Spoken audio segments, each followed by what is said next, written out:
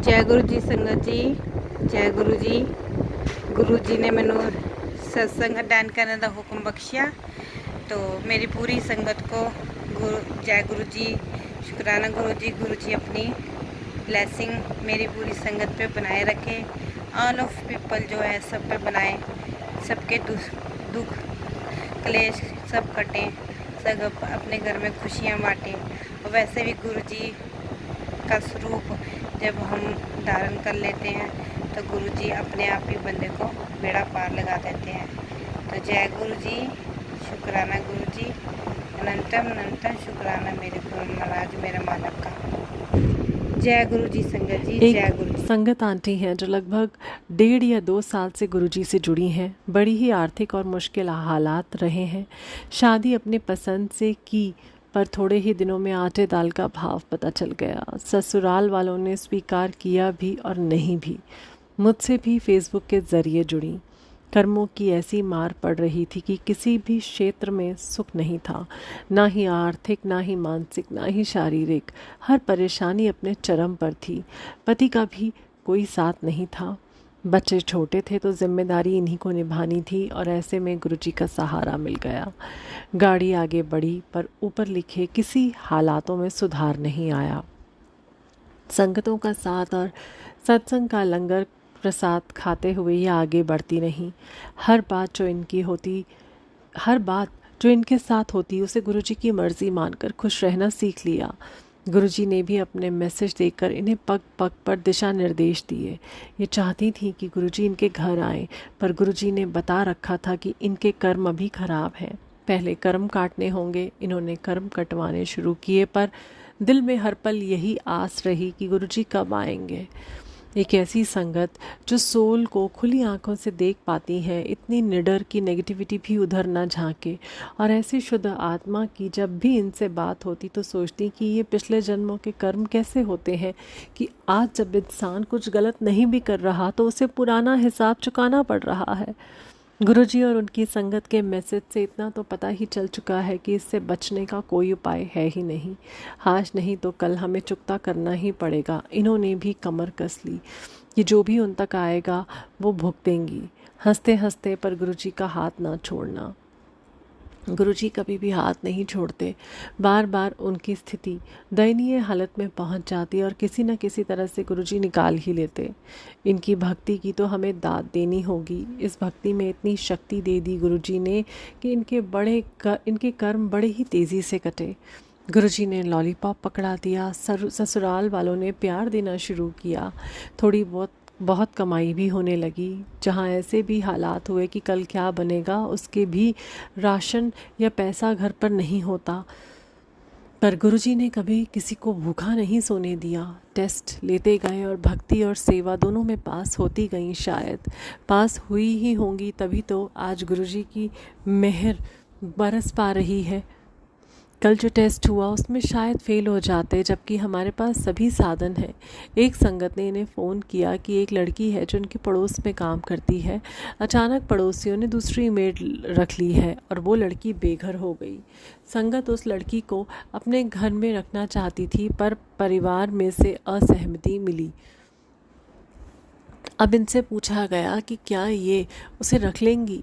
इन संगत ने अपनी आंतरिक प्रसन्नता जताते हुए हामी भर दी, जबकि इनकी माली स्थिति ऐसी नहीं है कि एक और जन का भार उठा पाएं। पर इनके दिल की स्थिति बिल्कुल साफ है कि लड़की को मदद चाहिए, और वो इसे गुरु प्रसाद समझकर रख रही हैं। शायद गुरुजी ही उस लड़की के भेष में है। थोड़ी देर में अमृतसर के एक संगत जो गुरुजी को देख सकती हैं, बात करती हैं, उनके मैसेज लोगों तक पहुंचाती हैं, उन्होंने इन्हें बताया कि गुरुजी उनके दरवाजे से प्रवेश कर रहे हैं। दरवाज़े का फ़ोटो भेजने से उन्होंने पक्का कर दिया कि इसी दरवाजे को उन्होंने देखा है। गुरुजी का संदेश पाना कि वो आ रहे हैं, इसकी खुशी किसी भी संगत की बयां नहीं की जा सकती है। गुरुजी तो हर पल हमारे साथ रहते हैं, पर जब वो मैसेज देकर आते हैं तो फिर हमारे पैर ज़मीन पर नहीं टिकते। मुझे याद है जब हिना आंटी का मैसेज मिला था कि गुरुजी मेरे घर में जैसे प्रवेश कर रहे हैं, मैं और पतिदेव पागल से हो गए थे। समझ नहीं आ रहा था कि क्या करूं, कहाँ बिठाऊं।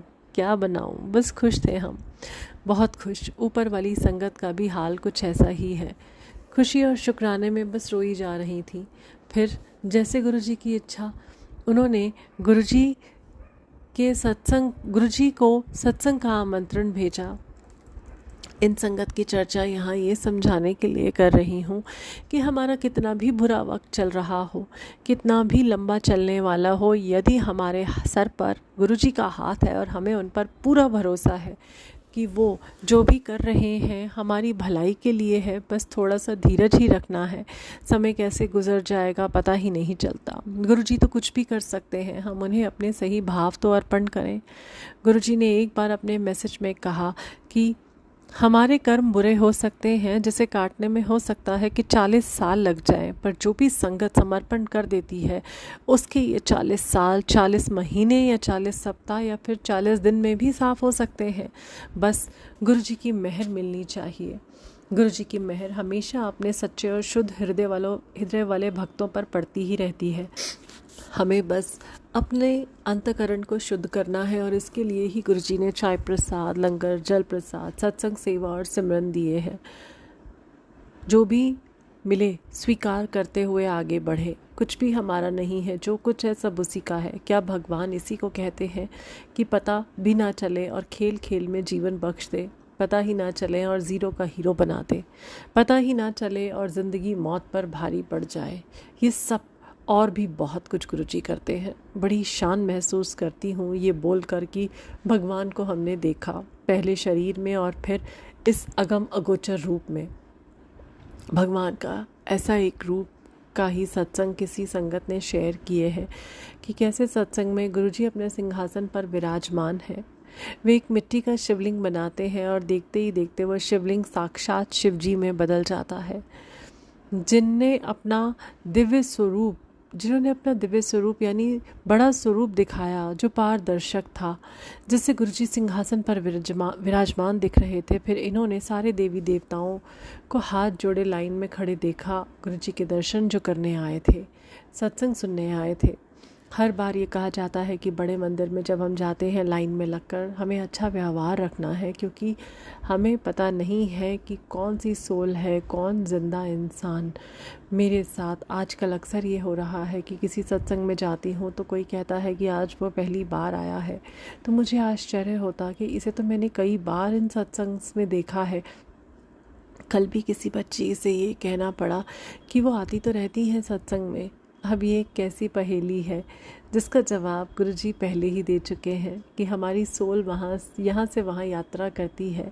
खासकर सत्संग और बड़े मंदिर में तो ये जाती ही है। हमें बस पता नहीं चलता, क्योंकि पता चलाकर हम करेंगे भी क्या। जिस प्रकार के औरे का जिक्र सिडनी की संगत ने किया वो बड़े ही भाग्यशाली